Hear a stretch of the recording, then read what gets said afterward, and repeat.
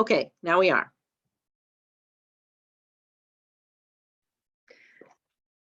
All right, welcome everybody to our session today for practicing resilience. My name is Lindsay McMurrin. I am Director of Prevention Initiatives and Tribal Projects for Minnesota Communities Caring for Children.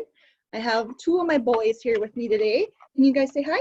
Hi. This is Tobias, and we've seen Isaiah. For those of you who've been with us before, we've had Isaiah with us on other days.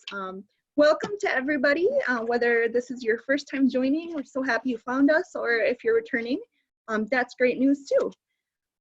We want to just give a quick overview over the session. Becky also has something on the screen that details that.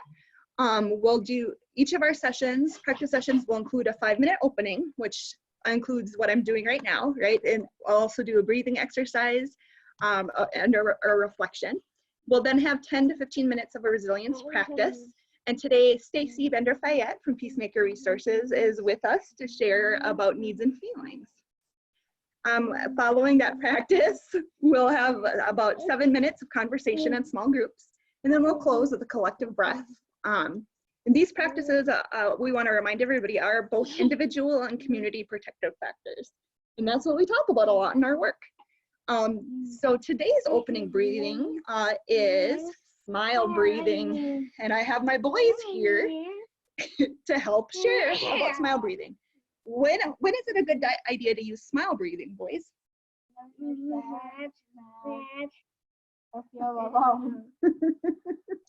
Or if you're missing someone, which in times like these, a lot of us can relate to that. So we want to invite everybody to join us. We're going to go ahead and start by rubbing our hands together and feeling that warm friction on our hands. Notice what that feels like. Notice that warmth, right? Warmth, much like a hug. We're going to go ahead and put the hands on your face after you feel that warmth. Then go ahead and take a deep breath in. And breathe out. And as you're doing that, think about that person that you're missing or that thing that you're missing, and let that bring a smile to your face. So thank you, boys, for helping with that today. Before we move into our practice, we are going to read a short reminder about warmth as well. So my boys and I, my family, spent time outside in the sunshine yesterday. I know it looks a little rainy where I'm at today, but here's a reminder about sunshine. As sunbeams grace my cold cheeks, I am reminded that we too have the power to warm the world with our inherent light. And that's a quote by Carolyn Miskinanek. Sorry if I pronounced that wrong. But I believe Becky did put that in the chat box for you if you're following up. So with that, Could you actually, because I didn't get to that and I'm doing sure, captions, could you just, yes. As far as I'm reminded that we can warm the world, could you say the last phrase again? With our inherent light. You guys probably heard an echo here today with my little list here. But that's what this is all about, right? So with that, I'm going to go ahead and hand the screen over to my colleague, Stacy. All right, thank you, Lindsay. What I don't know if you realize, but Lindsay, you have this beautiful light coming in from the window behind your head as you're presenting. It's so fitting. Did you plan that? Excellent. So my name is Stacy Bender-Fayette. I am honored to be Lindsay's colleague and friend. And I work and live in Bemidji, Minnesota. And I work for an organization, a nonprofit, Peacemaker Resources. A lot of the work that we do is around social emotional learning in building our SEL competencies as children and as adults. It is a never-ending process. We are always strengthening and building our social emotional learning competencies. So I'm going to attempt to share my screen here. So you can see some slides and follow along. All right. And I'm happy to see that there's some kids in the audience today too. This will be just great. So what you're seeing here is the CASEL wheel, the Collaborative for Academic and Social Emotional Learning.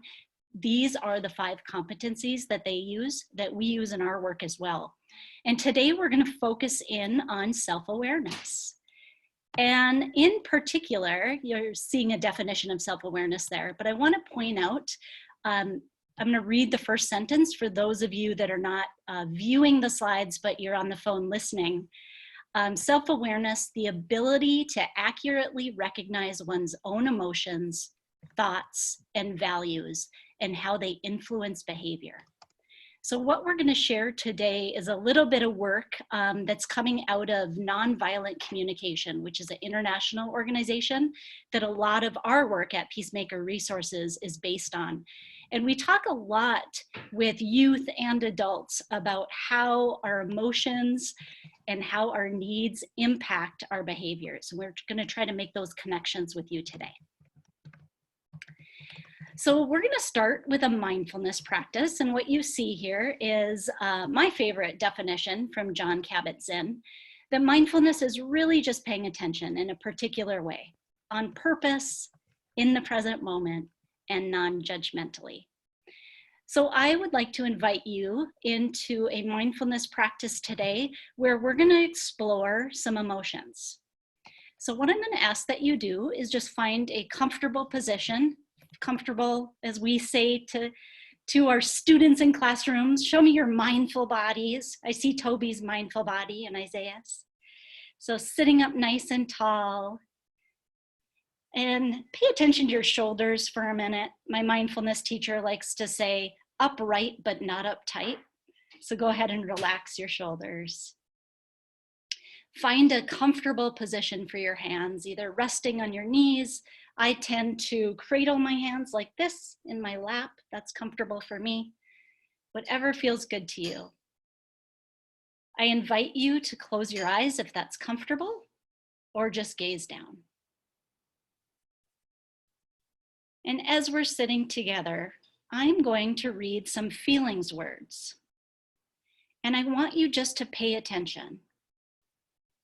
Paying attention in the present moment. As you hear a feelings word, thoughts might come in, and that's okay. Just paying attention to your body and your mind. So let's go ahead and take an inhale. Holding your breath for a few seconds, and an exhale through your nose or your mouth.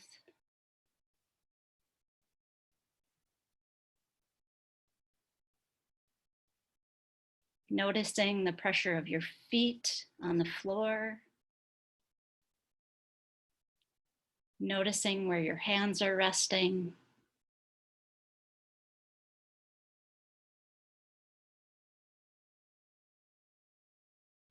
And again, I'm going to read some feelings words. And what I'm asking you is just to notice. What do you notice when you hear these words? Let's start with happy.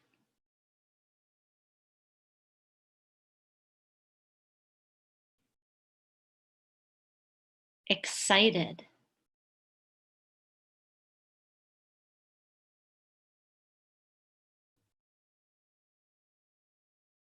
Restless.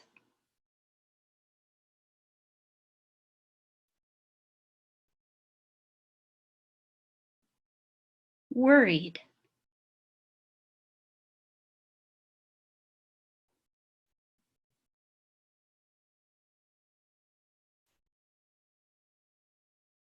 Eager.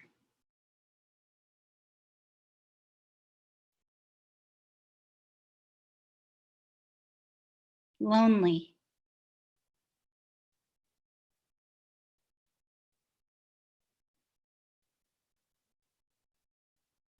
Joyful.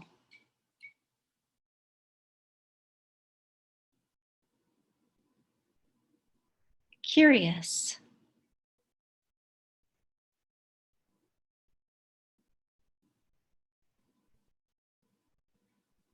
Grateful.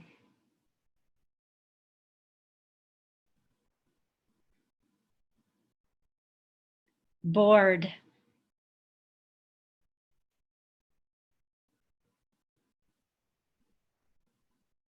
strong,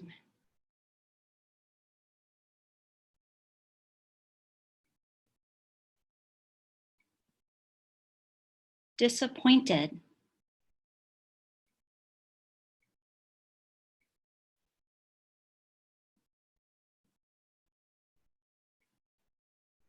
loving,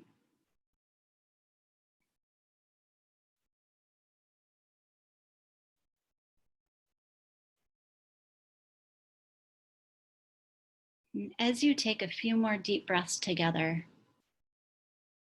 I want you just to notice, did one of those words in particular resonate with you today?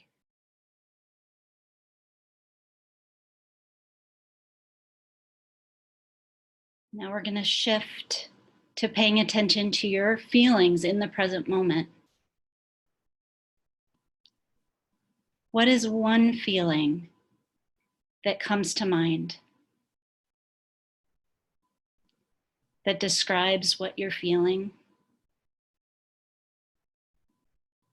in your body and your mind? This is part of self-awareness.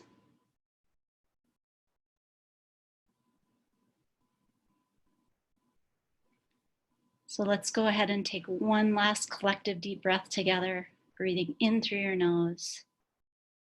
I invite you to put one hand on your heart and one hand on your belly, giving yourself the gift of this moment. And when you're ready, we'll come back together. All right. Thank you. So I invite you at this moment, if you have a pen and a piece of paper, go ahead and jot down what is that feelings word that came to mind for you that describes how you're feeling in the present moment. Or just think to yourself if you don't have anything to write with. And I invite you to think about, probably not sharing at this point, but in our breakout groups, what came to mind during that practice when you felt the comfortable feelings and the uncomfortable feelings. Oftentimes when I ask students how they feel, they will say things like, it brought back memories, right? Memories of times when you experienced those feelings. I hear from other people that they notice things in their body when they hear the uncomfortable words. You might feel like a heaviness in your chest, or a tension in your shoulders or your hands, right? As we try to experience and remember back when we have those feelings. And I've also heard from other people when they hear those positive, comfortable feelings, like they just want to grasp on and they wanted to hold those longer. And they were kind of dreading that the next word might be uncomfortable. And this is all part of self-awareness. So there is a lot of research and a lot of support in the importance of sharing your feelings. And that's what's so important with teaching our youth, to recognize their feelings, to move beyond, at a young age, you might use feelings like happy and sad, but to really challenge them to expand their feeling vocabulary, and for us to expand our feeling vocabulary so we can really explain how we're feeling. And there's a UCLA study that you see here that talks about naming the feeling. And when you verbalize a feelings word out loud, when you actually say that word out loud, when they look at the brain scans, the amygdala actually is less active, and it engages the prefrontal cortex, which is our thinking brain. So just by saying that feelings word out loud. So if you're with someone, I see babies, I see little kids, go ahead and turn to someone in the room and just say that feelings word out loud. Dr. Dan Siegel talks about name it to tame it. So I encourage you to do that. All right. So in the work of nonviolent communication, they do a lot of work with connecting our needs and our feelings. So when our needs are met, we experience comfortable feelings, such as happiness, calm, and excitement. But when our needs are not met, we experience uncomfortable feelings such as frustration, sadness, and embarrassment. And this all comes into play as we know the brain research, right? When we're feeling comfortable feelings, we are our best selves. We are in our thinking brain, which allows us to learn new things and make connections with other people, and to regulate our emotions. But when our needs are not met and we have those uncomfortable feelings, we are not accessing that thinking brain, right? That's why it's so important to work on our strategies that calm our amygdala so we can move to our thinking prefrontal cortex. So by all of these wonderful things like Isaiah and Toby teaching us smile breathing today and taking these deep breaths together. And there's other things that help as well, right? For some of us, it's exercise. For some of us, it's pets, right? And taking that time for ourselves. So we're going to explore needs a little bit further. And this statement we share with teachers all the time and in our workshops, and I want you just to sit with it for a minute. I'll go ahead and read it out loud for those of you that are not seeing the screen. But it says, all of our behavior and all of our actions are attempts to get our needs met. I think that's a really powerful statement. All of our behaviors and all of our actions are an attempt to get our need met. The challenging part of that work is to determine what are the needs that I have.